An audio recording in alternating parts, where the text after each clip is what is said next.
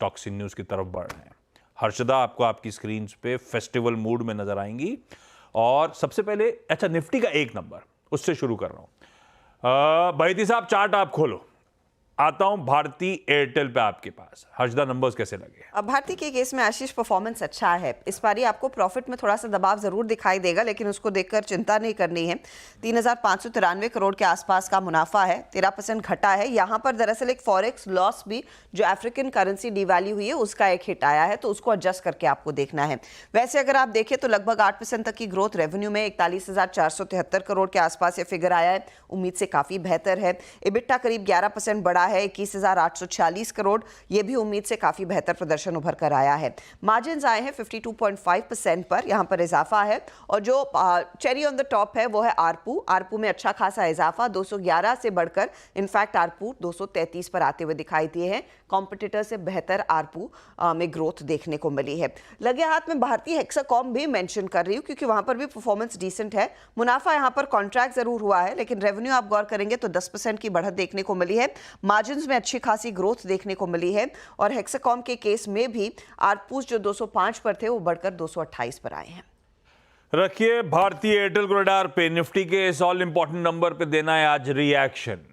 बैती साहब नंबर्स अच्छे, और अभी कुछ देर पहले ब्यूटीफुली इसके पीयर से कंपैरिजन भी ड्रॉ करके दिखा दिए कैसे ये कहीं बेहतर इंडस्ट्री में कामकाज करता हुआ। चार्ट्स कैसे?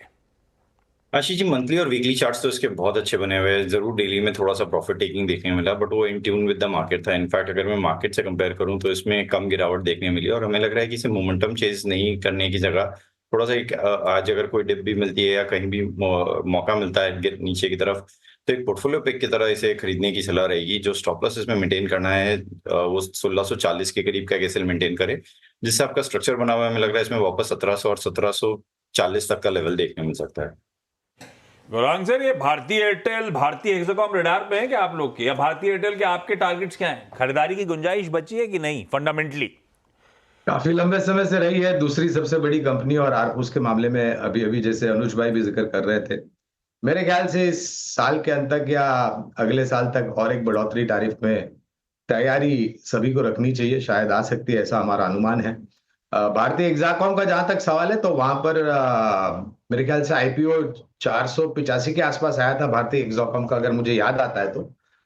और वहां पर भी सब्सक्राइब करने की राय दी थी आईपीओ में लंबी अवधि के लिए।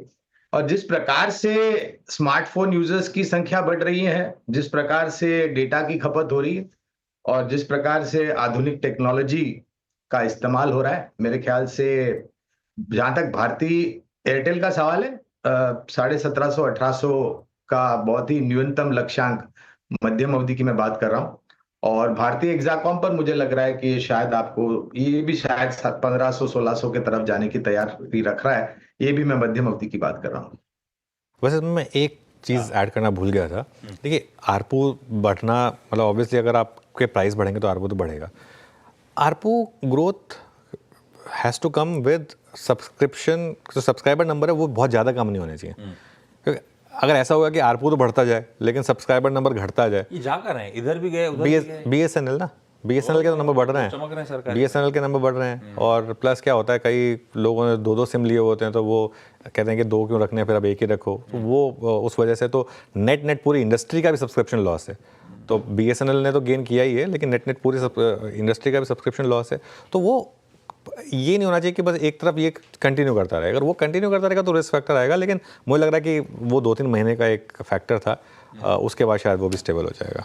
बढ़िया आईपीओ था वो, 570 था इश्यू प्राइस भारतीय हेक्साकॉम का, और कहां पहुंच गया कुछ ही महीनों में वो काउंटर।